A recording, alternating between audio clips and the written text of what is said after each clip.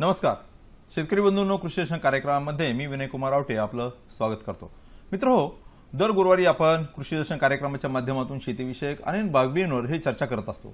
त्यात प्रामुख्याने विविध पीक पद्धती, पिकांचं उत्पादन वाढ घेणे किंवा त्याच्यावरचं कीड रोगाचं नियंत्रण, अवकाळी पावसाच्या परिस्थितीमध्ये शेतकऱ्यांनी काय करावं या संदर्भामध्ये, त्याचबरोबर शेती आधारित जे काही जोडधंदे आहेत ते म्हणजे पशुसंवर्धन, दुग्ध व्यवसाय, अशा अनेक बाबींवर आपण सातत्यानं चर्चा करत असतो.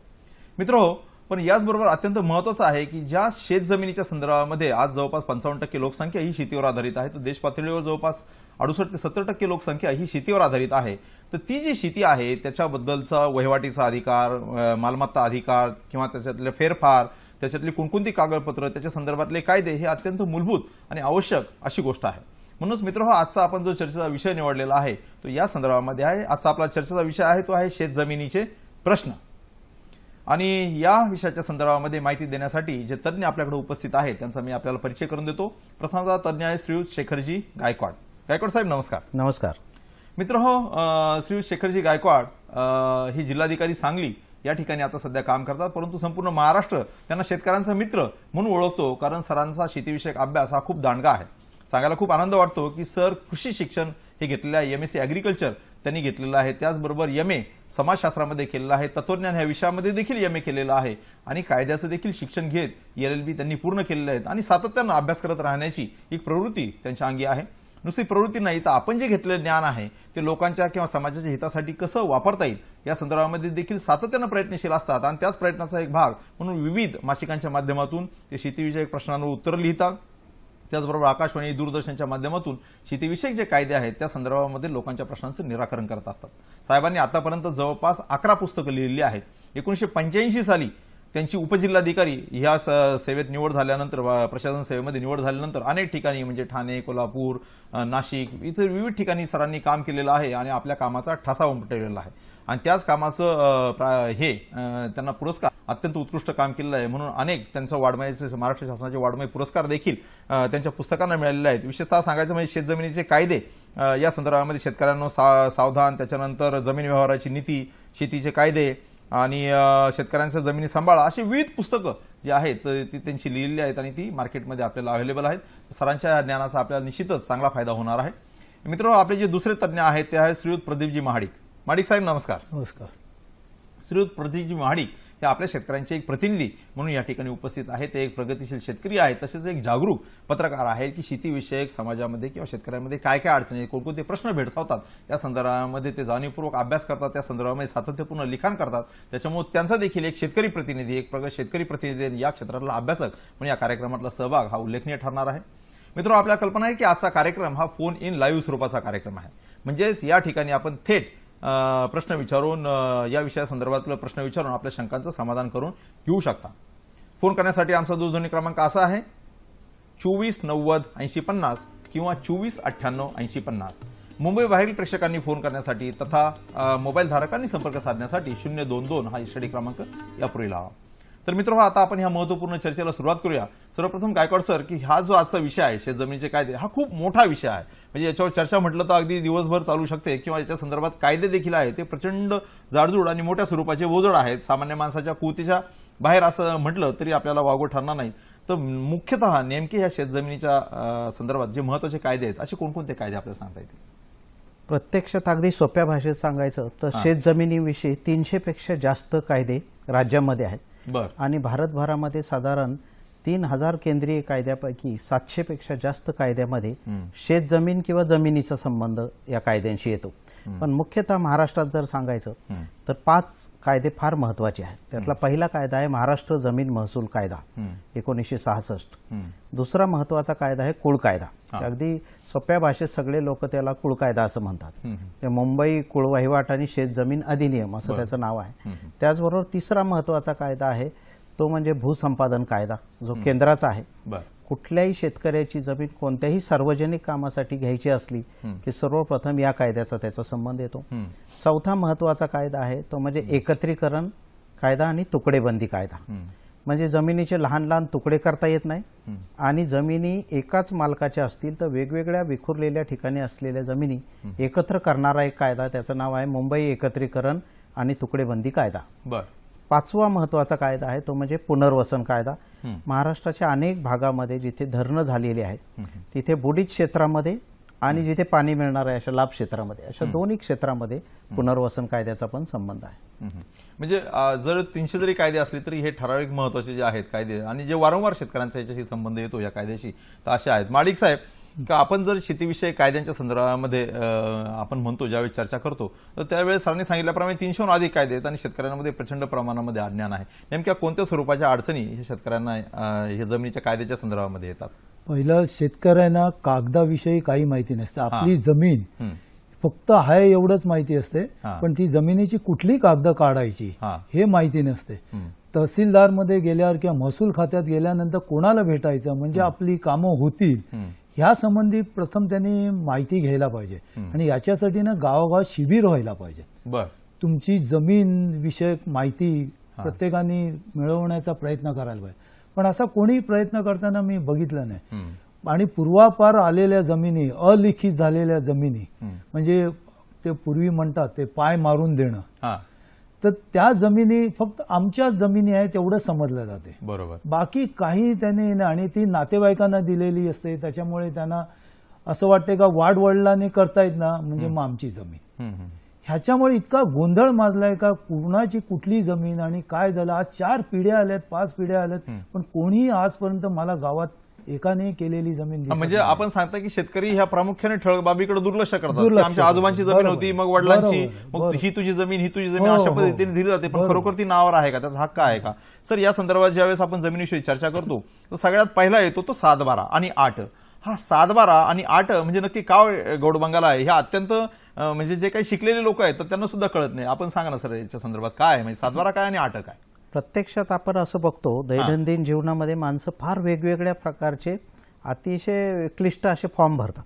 पासपोर्टसाठी लोक फॉर्म भरतात, रेशनचा फॉर्म भरतात, अगदी एखादा वेपन पाहिजे तर त्याचा फॉर्म भरतात, नंतर महाविद्यालयात शाळांमध्ये ऍडमिशनचे फॉर्म भरतात. आणि एवढं असलं तरी 7-12 सारखा सोपा फॉर्म सुद्धा असंख्य लोकांना. सर, आपण एक काम करूया, आपल्याला एक फोन येतो, हेमंत डुमरे म्हणून, तो फोन घेऊया आणि ह्या महत्वपूर्ण चर्चा आपण सुरू ठेवूया.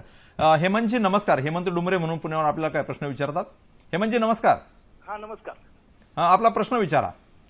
सर, की 7-12 आणि 8 असे 2 विभाग आपले असतात. बर. आणि 8 वर जर आपण खाते वाटप केलं तर आपल्या खाते याच्यावरती 7-12 वरती वेगवेगळी नावं येतात, तर ते आपल्याला सेपरेट नावं पाहिजे असतील. उदाहरणार्थ माझ्याच बाबतीमध्ये वडिलांचं आणि 3 चुलत्यांची नावं वेगळी पाहिजे असतील तर काय करावं? अत्यंत चांगला आणि मूलभूत प्रश्न विचारला, त्याच प्रश्न आपण चर्चा करत होतो. सर, काय सांगता येईल? मला असं वाटतंय महाराष्ट्रातल्या सगळ्यात जास्त संख्येने शेतकऱ्यांचा हा प्रश्न असतो आणि आहे.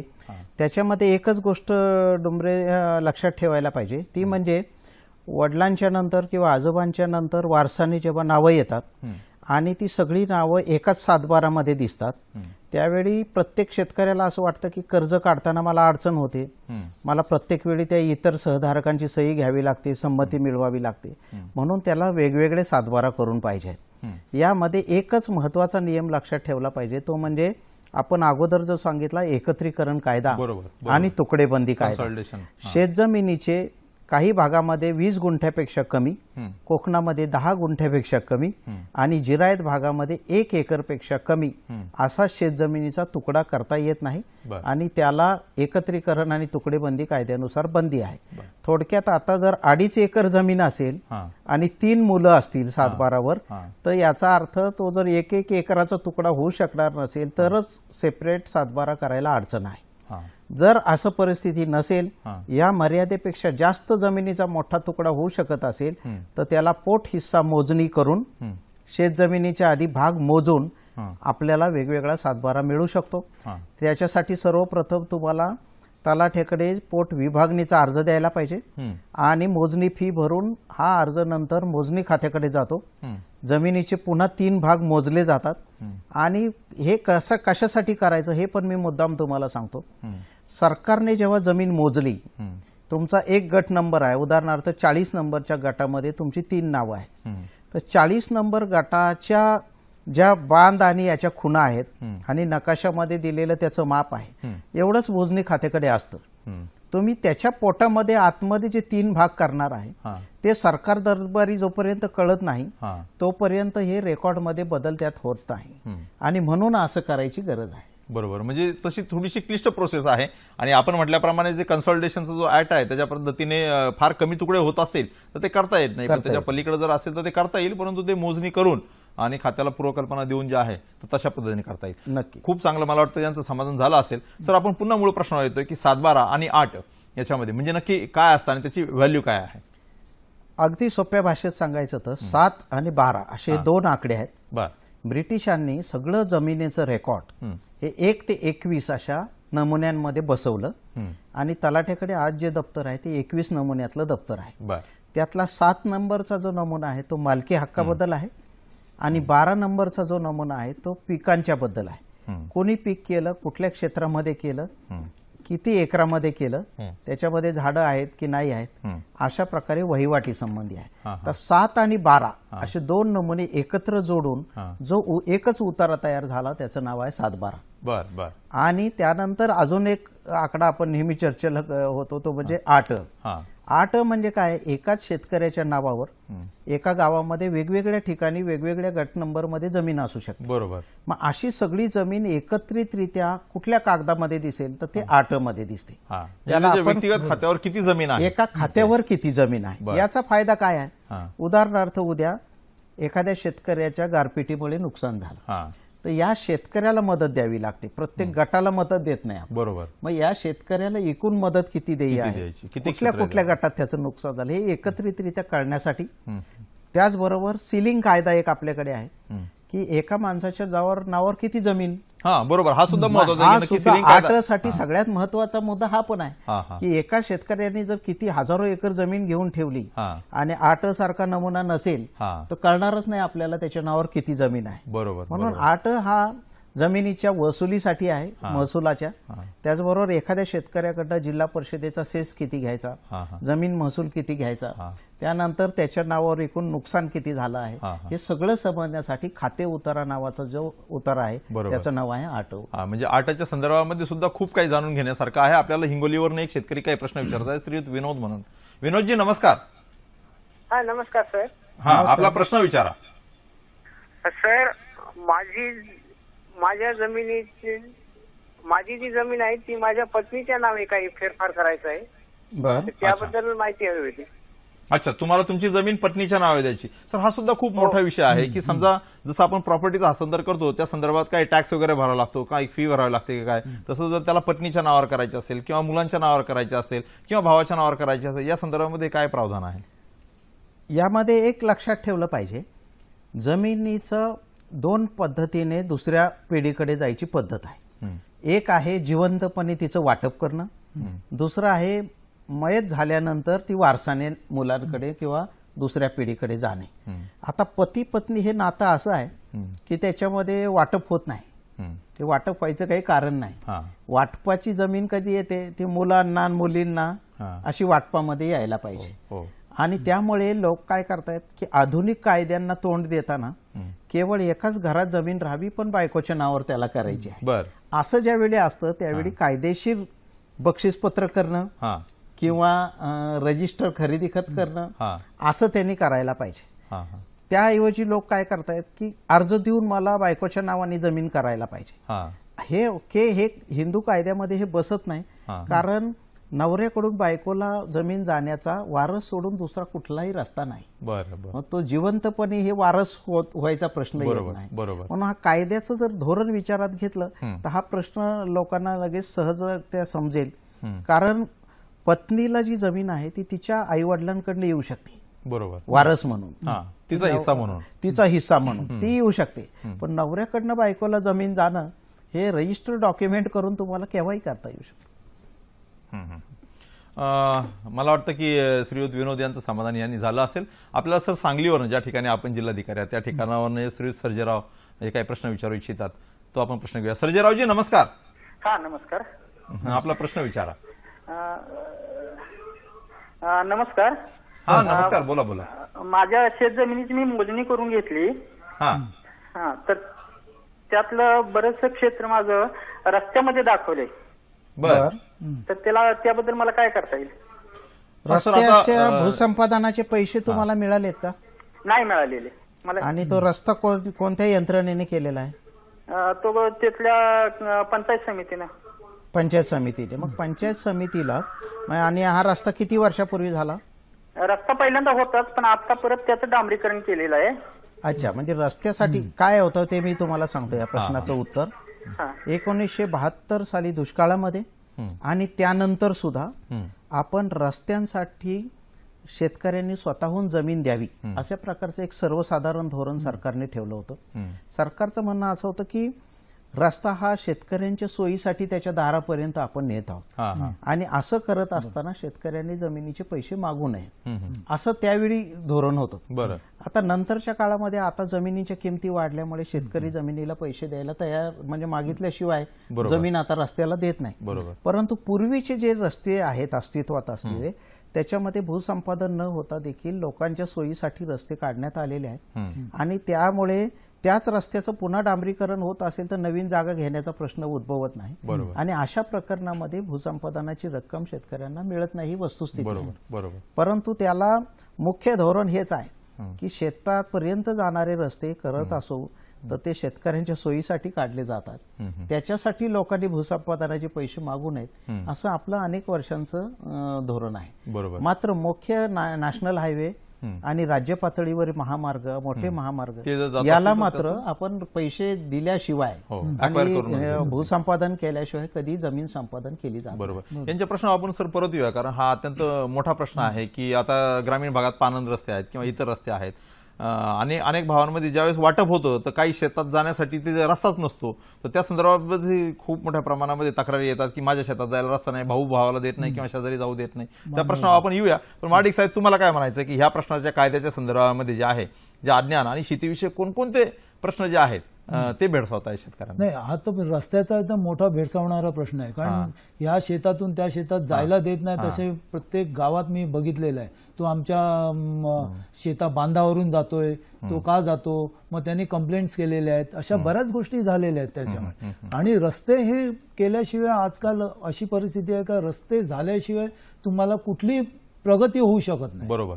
प्रगती करायची, एखादा पोल्ट्री करतो त्याला जर रस्ता मिळाला नाही तर काहीच फायद्याचं नाही. किंवा एखादा बकरी पालन, आजकाल जोडधंदे भरपूर यायला लागलेत, तर ते जर तुम्हाला रस्ते असतील तर रस्ते करता येणार. बरोबर. रस्ते करतात. आता मी पहिलं माझ्या गावात सुद्धा रस्ते होत आहेत, पण अडचण अशी आहे ना, रस्त्यासाठी डिमार्केशन करून गेले पण लोकांनी काय केलं, ते डिमार्केशन काढून टाकलं. बर. नाही, माझी जमीन मला कशाला द्यायची, कुणाला सोडायची नाही, आपली सोडायची नाही. लाल पट्टे लावले होते, खुणा करून गेले होत्या, ते सगळे करून गेले. पण त्यांना हे समजत नाही का या जरी काढल्या तरी त्यांच्याकडे नोंद आहे ना, ती नोंद परत करून तुम्हाला देणारच. आणि मी तरी म्हणेन ना, रस्ते जे मोठे होत आहेत ना ते शेतकऱ्याच्याच फायद्यासाठी आहेत. बरोबर. कारण जो शेतमाल उत्पादन होणार आहे तो बाजारपेठेपर्यंत आणण्यासाठी त्याच्याशिवाय पर्याय नाहीये. आपण याच्या संदर्भात चर्चा करूया. आपल्याला एक जालन्यावरून श्री सर्जेरावजी सोळंके हे काही प्रश्न विचारू इच्छितात. सर्जेरावजी नमस्कार. नमस्कार सर. हा, आपला प्रश्न विचारा. सर मला सरांशी बोलायचं होतं. बोला ना, ऐकता येते, बोला. वाटणी पत्र करण्याकरिता कलम 85 चे आदेश आवश्यक आहेत काय? म्हणजे तुमचा अभ्यास दिसतोय, कदाचित तुम्ही त्या प्रक्रियेत दिसताय. सर कलम 85 विचारताय. नाही साहेब. ठीक आहे, आपण घेऊया सरांकडनं माहिती. कलम 85 जे जमिनीच्या वाटपाबद्दल आहे, जमीन महसूल कायद्यामध्ये, त्या संदर्भात शासनाने पण एक सर्क्युलर काढला आहे की मुलांमध्ये जर वडिलांकडून वाटप होत असेल आणि हिंदू वारसा कायद्यानुसार आणि वाटप कायद्यानुसार सुद्धा जिवंतपणे पण फक्त अर्जाच्याद्वारे वाटप करायला काहीच हरकत नाही. परंतु ह्याला ऍक्च्युली वाटप आणि विभाजन या दोन शब्दांमध्ये फरक आहे. वडिलांच्या नावं जाऊन 2 मुलांची नावं येणं किंवा वडिलांचं नाव असतानाच आणखी 2 मुलांची नावं त्याच्यात येणं, याला खरंच हिंदू कायद्यानुसार विभाजन म्हणतात येत नाही. जमिनीचं विभाजन म्हणजे काय? जमिनीचं विभाजन म्हणजे कुणाला कोणता हिस्सा दिला, कुठली जमीन, कुठल्या चतुर्सीमेची जमीन त्याच्या नावावर केली, असं जर करायचं असेल तर मात्र 85 सेक्शनच्या आदेशाची गरज आहे. कारण त्याच्यामध्ये मोजणी अभिप्रेत आहे, बरोबर, आणि कुठल्या बाजूची जमीन आहे याचे नकाशे तयार होणं अभिप्रेत आहे. ही सगळी कार्यपद्धती न पाळता लोक काय करतायत की माझ्यामध्ये माझ्या 2 मुलांची नावं ऍड करा, तर त्याला जमिनीचं विभाजन म्हणता येत नाही. त्याच्यात फक्त एक होतं की आणखी 2 सहहिस्सेदाराची नावं सातबाराला येतात, हिस्सेदार होतात, एवढंच होतं. पण उद्या त्या 2 मुलांमध्ये वडिलांमध्ये वाद झाला, कुणाची जमीन कोणती, तर हे सातबारावर दिशा लिहिलेली नसते. त्यामुळे सातबारावर जर दिशाच नसेल तर जमीन कोणाची कोणती हे कोणीही सांगू शकत नाही. म्हणून याला खऱ्या अर्थाने विभाजन म्हणता येत नाही. म्हणून शासनाने असं सर्क्युलर काढलं की जेव्हा एकाच घरामध्ये वडिलांकडनं मुला मुलींना जर जमीन जात असेल तर ती साध्या अर्जाने गेली तरी जाऊ शकते, त्याला काही प्रॉब्लेम नाही. बरोबर, म्हणजे त्यांचे हिस्सेदार म्हणून किंवा कायदेशीर वारस म्हणून त्याच्यावर प्रॉपर्टी राईट्स म्हणून त्यांची नावं त्या ठिकाणी नोंदली जाऊ शकतात. मित्र हो, खूप चांगल्या पद्धतीने लोक प्रश्न विचारतायत आणि खरोखरच अत्यंत कळीचे हे मुद्दे आहेत शेतजमिनीच्या संदर्भामध्ये, कारण त्याच्यावर आपलं संपूर्ण शेतकऱ्याकडे जो काय असेट आहे तो शेतीच्या स्वरूपामध्येच आहे. या संदर्भामध्ये आपण अशीच माहिती तज्ज्ञांकडे पुढे घेणार आहोत. तत्पूर्वी पुढे जाण्याआधी घेऊया एक अल्पशी विश्रांती.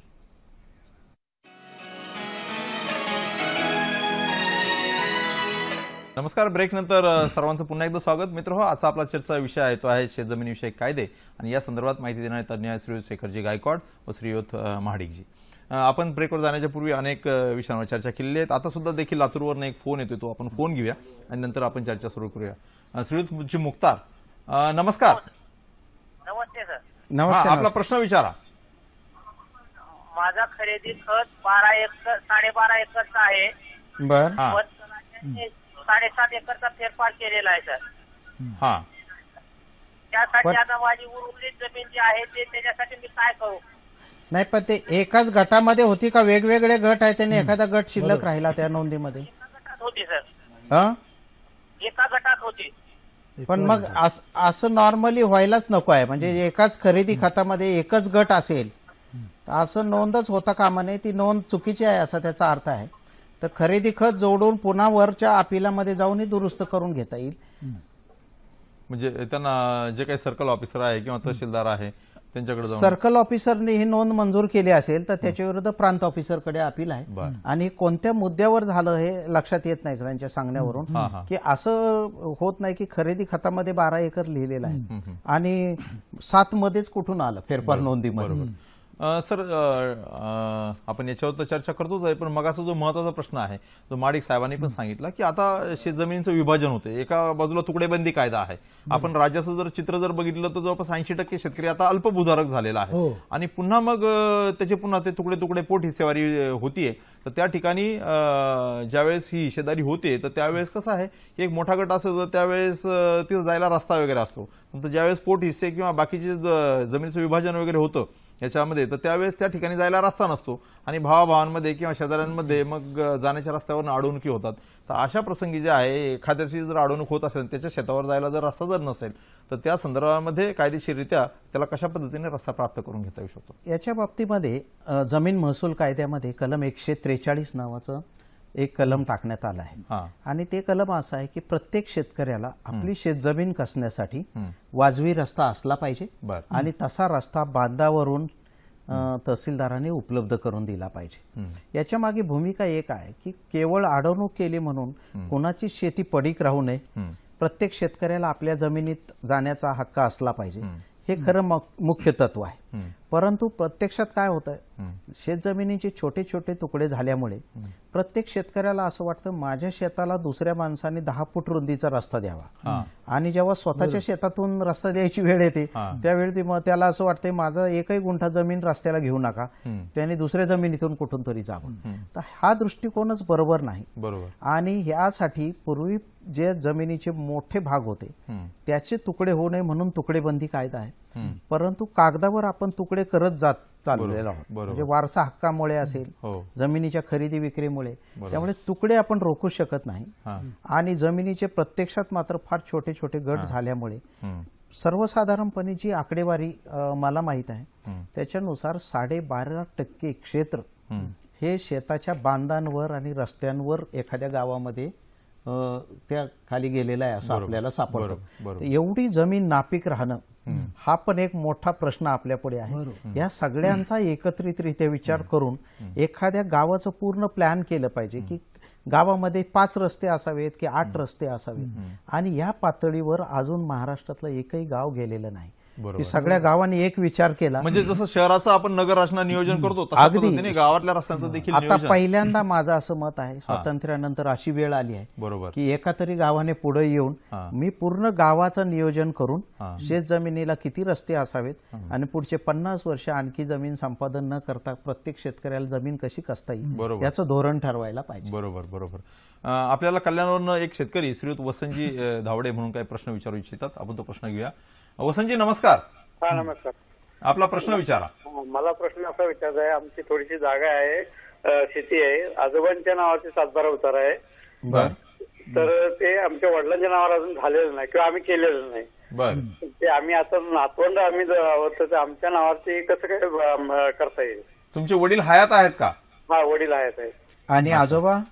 आजोबा नाहीत, आजोबा वारले. हा मग आजोबांची वारस नोंद जी 90 दिवसात तुम्ही करणं अभिप्रेत होतं ते तुम्हाला आजही करता येईल, त्याला काही अडचण नाहीये. तुम्ही वडील आणि चुलते सगळे किती आहेत आणि तुम्हाला आत्या किती आहेत या सगळ्यांची नावं लिहून प्रत्येकाची हिस्सेवारी तुम्ही वडिलांच्या आणि वडिलांच्या चुलत्यांच्या संख्येनुसार करायला पाहिजे. आणि समजा तुमच्यात एकमत होत नसेल तरी सुद्धा पहिल्या टप्प्यामध्ये निदान आम्ही एवढे सगळे लोक वारस आहोत, आमची वारस नोंद पहिल्यांदा करावी असा अर्ज तुम्ही ताबडतोब दिला पाहिजे आणि त्याला इतर वारसांची पण संमती घेतली पाहिजे. पहिल्या टप्प्यात वारस नोंद झाल्यानंतर मग जमिनीचं वाटप कसं करायचं, मग त्याच्यातली बहिणींना किती जमीन द्यायची, चुलत्यांना किती द्यायची, तुम्हाला किती घ्यायची, हा प्रश्न तुम्ही कुटुंबामध्ये एकत्रितरित्या चर्चा करून सोडवू शकता.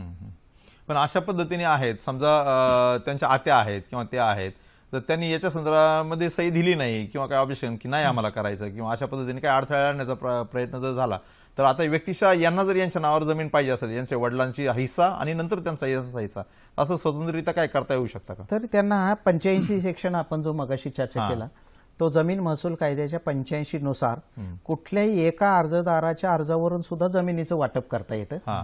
आणि लोकांना असं वाटतं की फक्त सगळ्यांची संमती असली तरच तहसीलदार वाटप करू शकतात, असं नाही आहे. जमीन महसूल कायद्यामध्ये स्पष्टपणे असं म्हटलंय एका किंवा अनेक सहधारकांच्या अर्जावरून जमिनीचं वाटप करता येतं.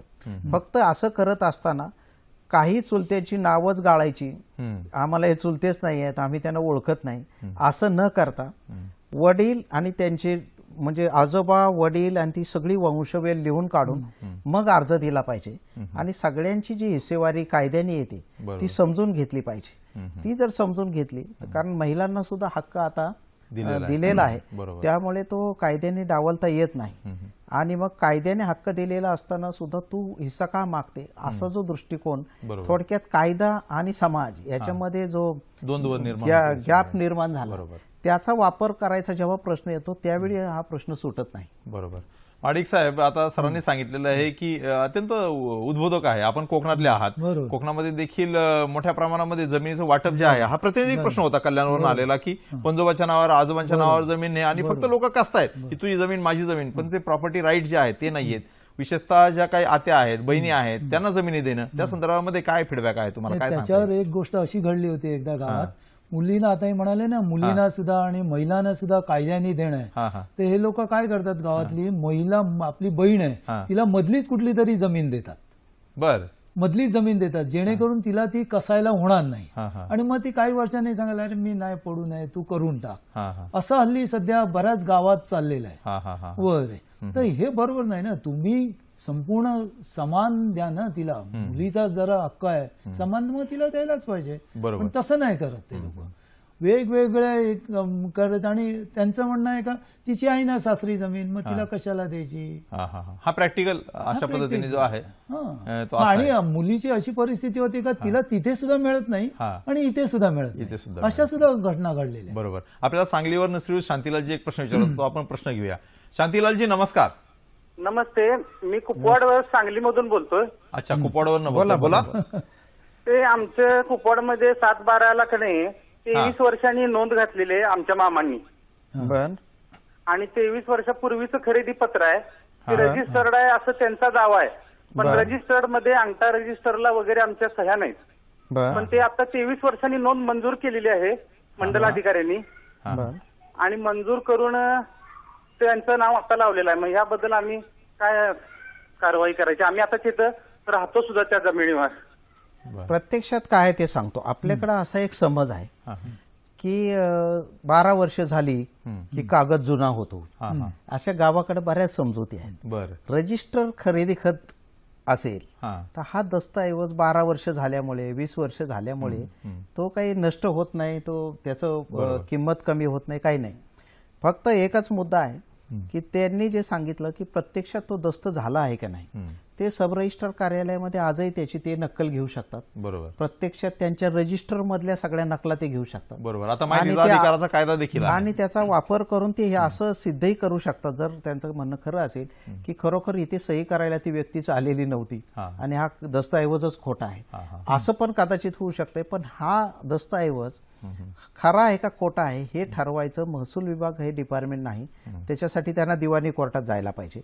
आणि नोंदीचा जेवढा प्रश्न आहे तो त्या बाबतीत मात्र त्यांना अपिलामध्ये जाऊन हे सिद्ध करून दाखवायला पाहिजे की दस्तऐवज खोटा आहे असं सिद्ध झाल्यामुळे आता ही नोंद रद्द करावी.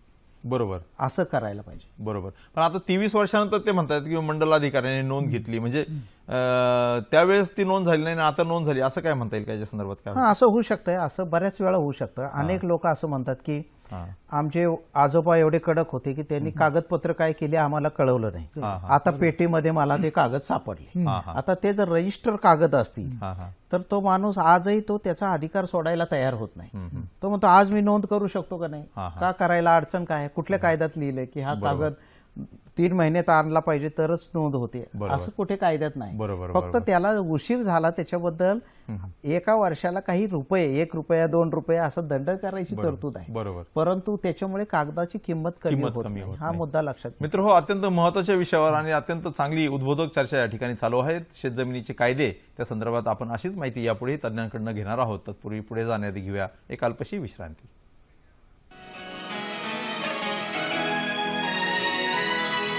माडिक साहेब, आता आपण बघितलं की ग्रामीण भागामध्ये जे आहे शेत जमीन हा खूप कळीचा विषय आहे. जसं आपण रस्त्यांचा विषय चर्चा केलेला आहे, हे शेत जमिनीच्या विषय कोणकोणती कागदपत्र बाळगावी शेतकऱ्यांनी आपल्या बाळगावी या संदर्भामध्ये सर्वसाधारणपणे काय आहे परिस्थिती ग्रामीण भागामध्ये? प्रथम म्हणजे 7/12 8 6 सुद्धा काढावा. म्हणजे तुम्हाला त्याच्यात वारसा आणि कुठल्या कुठल्या आली नावं ते तुम्हाला कळत. आणि त्याच्यात पुढे जाऊन 56-57 काढावे. बरं.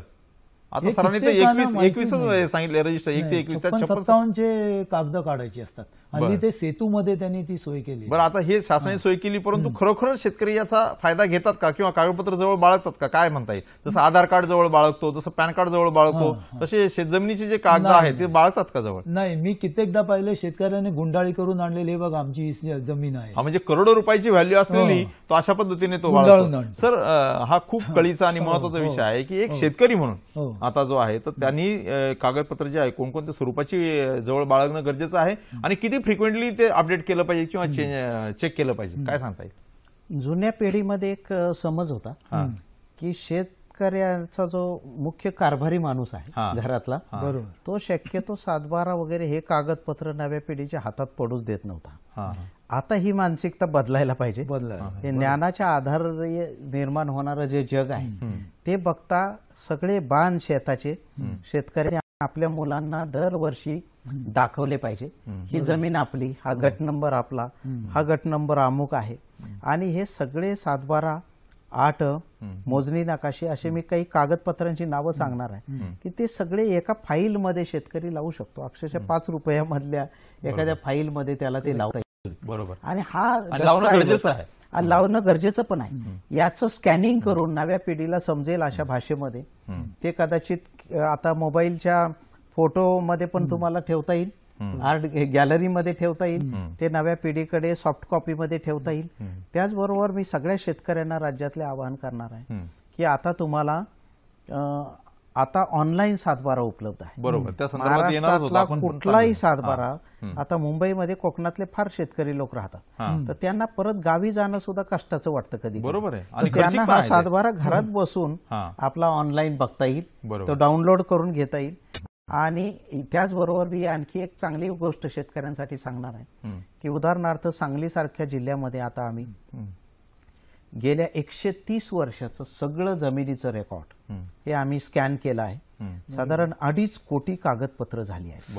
ही सगळी कागदपत्र पुढच्या 3 महिन्यामध्ये लोकांना ऑनलाईन उपलब्ध होती. बरोबर. त्यामुळे 1830 सालचा उतारा पण लोकांना घरात बसून बघता येईल आणि हीच पद्धत महाराष्ट्रभर सगळ्या जिल्ह्यांमध्ये करण्यात येणार. बरोबर. आता जो पण ऑनलाईन त्याची सुरुवात मात्र आम्ही करतो सांगलीने केलेली आहे. आपण सर नेहमीच अशा पद्धतीचे आहे नवीन उपक्रमामध्ये अग्रेसर राहता आणि आपल्या समाजाला एक दिशा देता आणि प्रशासनाला. शेतकऱ्यांसाठी मी जी यादी सांगतो त्याच्यामध्ये सर आपण एक काम करूया, एक प्रश्न घेऊया. श्रीयुत डॉक्टर रामदासजी काटकर म्हणून कांदिवलीवरून एक प्रश्न विचारतो, प्रश्न घेऊया आणि मग ह्या कागदपत्रांची माहिती सांगूया. डॉक्टर साहेब नमस्कार. नमस्कार. नमस्कार, मी कांदिवलीहून बोलतो, डॉक्टर रामदास काटकर. बरोबर बरोबर, विचारा. माझा प्रश्न असा आहे की माझे 3 आजोबा होते. त्यांची 12-12 एकर क्षेत्र होतं सर्वे नंबर मध्ये. नंतर गट एकत्रीकरणामध्ये त्यांचं गट नंबर मध्ये त्यांचं 8, 12 आणि 16 झालं, म्हणजे एकाचं 4 कमी झालं. म्हणजे सर्वे नंबर 12-12 होते त्यांचा 7-12 पण 12-12चा होता. बरोबर. आणि नंतर गट नंबर मध्ये येताना त्याचं एकाचं क्षेत्र 4 एकरने जवळपास कमी झालं. पण तुम्हाला तो करायला पाहिजे एकत्रीकरण उतारा जो आहे त्याला 934चा उतारा असं म्हणतात. हा उतारा जर घेतला तुम्ही एकत्रीकरण कायद्याकडून किंवा भूमी अभिलेख खात्याकडून, तर एकत्रीकरण कायदा करण्यापूर्वी तुमची जमीन किती होती आणि एकत्रीकरणानंतर किती जमीन झाली आणि ती कुठल्या गट नंबर मध्ये समाविष्ट झाली हे तुम्हाला स्पष्टपणे दिसून येतं. याच्यामध्ये 2 पर्याय मला सरळ दिसत आहेत. क्षेत्र फक्त कमी होत नाही, कधी कधी सरस निरसमानाने काळीभोर जमीन असेल तर क्षेत्र कमी दिलं तरी आकार तेवढाच ठेवण्याचा प्रयत्न मोजणी खात्याने केलेला असतो. त्यामुळे असं होतं की हलकी जमीन 12 एकर म्हणजेच भारी जमीन 8 एकर बरोबर असं असू शकतं. त्यामुळे हा 934चा उतारा बघितला की तुमच्या लक्षात येईल की क्षेत्र कमी का झालं आहे, कशामुळे झालं आहे. आणि मग ते समजा समाधान तुमचं त्यामुळे झालं नाही तर मात्र तुम्हाला सेटलमेंट कमिशनरकडे याच्या संदर्भातलं अपील करता येतं किंवा उपसंचालक भूमी अभिलेख यांच्याकडे देखील ह्या एकत्रीकरण योजना चुकीची झाली अशा पद्धतीचं अपील करता येतं. बरोबर. कारण हा खूप महत्वाचा आणि चांगला प्रश्न या ठिकाणी विचारला. सर आपण ज्या प्रश्नावर होतो ते आहे शेतजमिनीविषयी कोणकोणती कागदपत्र काय सांगता येतील? पहिला महत्वाचा कागद आहे तो म्हणजे आहे जमीन जेव्हा ब्रिटिशांनी मोजली त्यावेळी जमिनीची मोजमाप दर्शवणारा एक टिप्पण होतं. बर. आणि त्याला त्याचबरोबर एक फाळणीचा उतारा होता. फाळणीचा उतारा म्हणजे काय, त्रिकोणाच्या भाषेमध्ये किती त्रिकोण म्हणजे माझी जमीन हे दाखवणारा मूळ नकाशा ब्रिटिशांनी केला होता, त्याची प्रत घेतली पाहिजे. त्यानंतर जमिनीचा वारसा हक्क जसा जसा निर्माण होत गेला त्या सर्व फेरफार नोंदी, गेल्या 100 वर्षातले सगळे 7-12 उतारे, 7-12 उतारा येण्यापूर्वी असलेलं शेतवार पत्रक किंवा कडई पत्रक ते घ्यायला पाहिजे. त्याचबरोबर आता महाडिक सरांनी सांगितल्याप्रमाणे 1950च्या आसपास सगळे वतन कायदे आले आणि ह्या कायद्यांमुळे मोठा बदल झाला. वतनदारी व्यवस्थेमध्ये बदल झाला. वतनदारांकडनं कसणाऱ्या लोकांकडे जमिनी आल्या. 48 साली कुळ कायदा आला, 57 साली त्याचा परिणाम झाला, 61 साली सिलिंग कायदा आला. ह्या प्रत्येक वेळी जमिनीच्या मालकी हक्कामध्ये किंवा वहिवाटीमध्ये थोडा बदल झाला. म्हणून त्याच्या अगोदरचे उतारे काय होते आणि नंतरचे काय उतारे होते हे त्याला दिसलं पाहिजे. त्याचबरोबर शेतकऱ्याने जमीन महसूल भरलेल्या सर्व पावत्या एका वहीमध्ये किंवा रेकॉर्डमध्ये लावल्या पाहिजेत. कारण जमिनीच्या कसण्याबद्दलचा सगळ्यात महत्वाचा पुरावा म्हणजे जमीन महसूल कोणी भरला त्या वर्षीचा हा आहे. कुळ कायद्याचे सगळे निकाल हे या वहिवाटीच्या पावत्या आणि खंडाच्या पावत्या आणि त्याचबरोबर जमीन महसूल भरल्याच्या पावत्या याच्या आधारे झाले असल्यामुळे माझं असं मत आहे सगळे रेकॉर्ड ठेवायला पाहिजे. बरोबर. त्याचबरोबर जमिनीबद्दल एखादा खटला पूर्वी झालेला असतो, त्या खटल्याचा निकाल काय झाला होता, त्यावेळी कुणाच्या बाजूने निर्णय झाला, कुठल्या मुद्द्यावर झाला. पूर्वी 20 वर्षापूर्वी जमीन मोजली होती तर त्यावेळचा मोजणी नकाशा काय आहे, मग आज कसा बदल होतो त्याच्यामध्ये जर वहिवाटे बदलल्या नसतील हे दाखवणारा मोजणीच्या नकाशाची प्रत सुद्धा शेतकऱ्याने त्या फाईलमध्ये लावली पाहिजे. बरोबर. अशा विविध बाबी आहेत. तर शेतकऱ्यांनी खरोखरच खूप अभ्यासपूर्ण सर सांगितलं की खूप म्हणजे गेल्या 100 वर्षापासूनचा जो इतिहास आहे तो प्रत्येकाने एक फाईल मेंटेन करायला पाहिजे आणि त्या ठिकाणी ठेवला पाहिजे. या ठिकाणी सर सांगलीवरनं आपल्याला श्रीयुत राजेंद्रजी देशमुख म्हणून काही प्रश्न विचारू इच्छितात. देशपांडे सॉरी. राजेंद्रजी आपला प्रश्न विचारा. मी शेखर गावकडनं माझा प्रश्न आहे की अविभाज्य ग्रँड धर्तीवर शर्तीवर याचा हे वाक्य 7-12 असतं त्याचा अर्थ काय?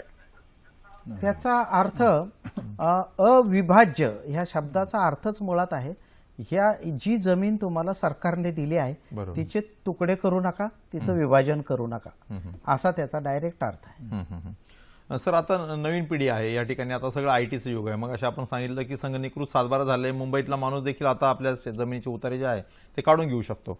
तर आपली मालकीची जमीन शोधण्यासाठी आजचा जो काही तरुण आहे तर त्यांनी काय पद्धत अनुसरायला पाहिजे किंवा कोणत्या मार्गाने जायला पाहिजे?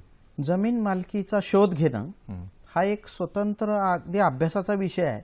परंतु तरी सुद्धा मी सांगणार आहे की कुठल्याही जमिनीचा शोध घ्यायचा असला तर सध्याच्या पिढीने आजच्या दिवसापासून मागे उलट गंतीने जायला पाहिजे. उदाहरणार्थ आज काय परिस्थिती आहे, आजचा 7-12 त्याला माहिती असेल तर ठीक आहे, मग आजच्या मागचा 7-12 काय होता, त्याच्यापूर्वी फेरफार कोणता झाला, असं जायला पाहिजे. समजा मला 7-12 पण माहित नाही.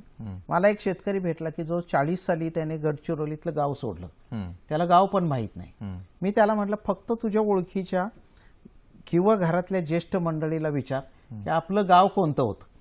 गावाचं नाव समजलं तरी जमिनीचा शोध लावता येतो.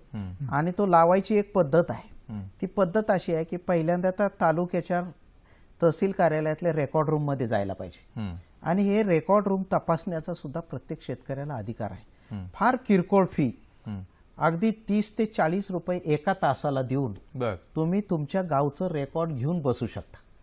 आणि मग ते झाल्यावर त्या शेतकऱ्याला हे आपोआप शोध लागला.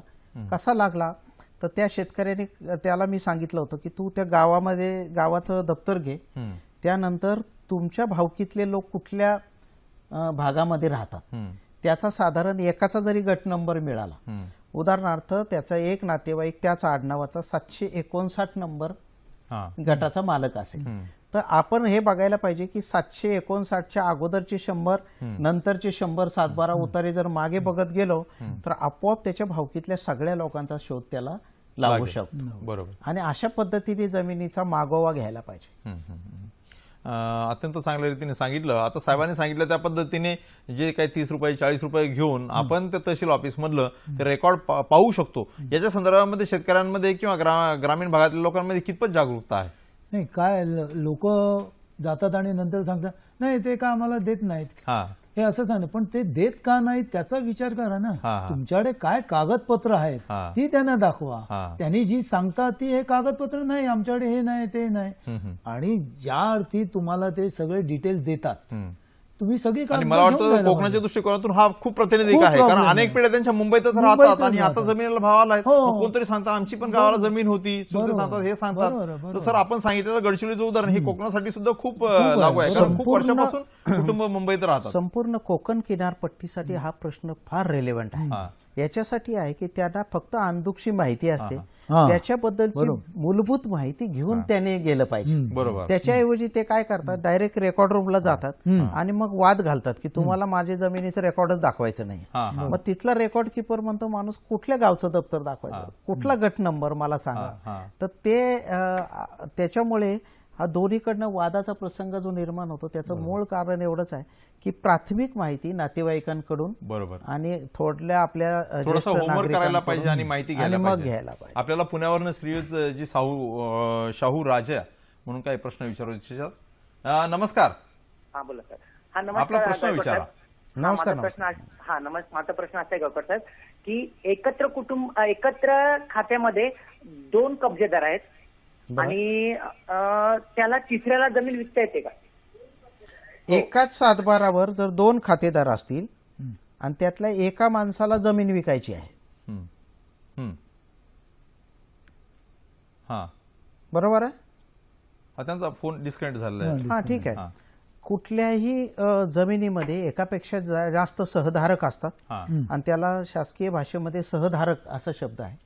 तेव्हा एक जमीन अनेक लोकांनी धारण केलेली असते, त्यावेळी काय होतं, दुसऱ्या सहधारकाची इच्छा असते की ह्यानी जमीन मला विकावी, मात्र विकणाऱ्याची इच्छा नसते की याला जमीन विकायला पाहिजे. तो काय बघतो, जो जास्त किंमत देईल त्याला मी जमीन विकणार. बरोबर.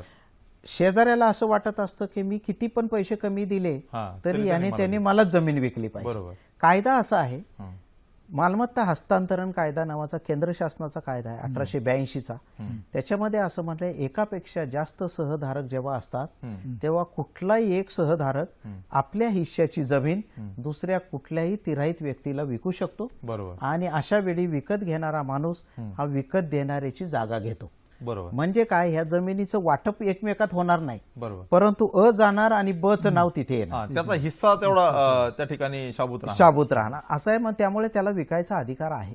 बरं सर, आता याचा पुढचा प्रश्न असा आहे की समजा दोन भाऊ आहेत आणि एकाला जमीन विकायची आहे आणि दुसऱ्याने वाटपामध्ये त्यांनी कागदपत्र करताना हे टाकलं होतं की पहिल्यांदा जमीन विकताना भावाला विचारलं पाहिजे, याच्यामध्ये पहिला प्रेफरन्स दिला पाहिजे आणि भावाने नाही म्हटलं तर दुसऱ्याला विकलं, असं काही अटी शर्ती घालून जे काही आपसापसातले जे काही नोंदी होतात तर अशा पद्धतीने घालता येते का? आणि त्याचा उपप्रश्न म्हणजे ज्यावेळेस जमीन तिराईत व्यक्ती घेतो आणि त्यावेळेस तो जमिनीचा कब्जा घ्यायला येतो, तर त्यावेळेस तो कब्जा त्याला दिला जात नाही, तो कब्जा घेण्याच्या दृष्टिकोनातून तो काय काय करू शकतो? आजच्या तारखेला काय आहे की सातबाराला हा मालकी हक्काचा पुरावा मानला जात नाही.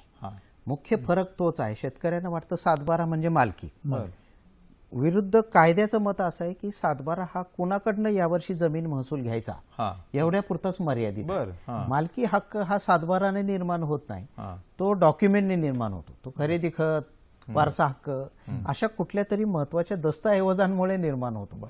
आणि त्यामुळे सातबारामध्ये मालकी हक्कामध्ये गॅप आहे. त्याचा वापर करून लोक असं म्हणतात की मला शेजाऱ्याने जमीन विकली पाहिजे किंवा सहधारकाने विकली पाहिजे.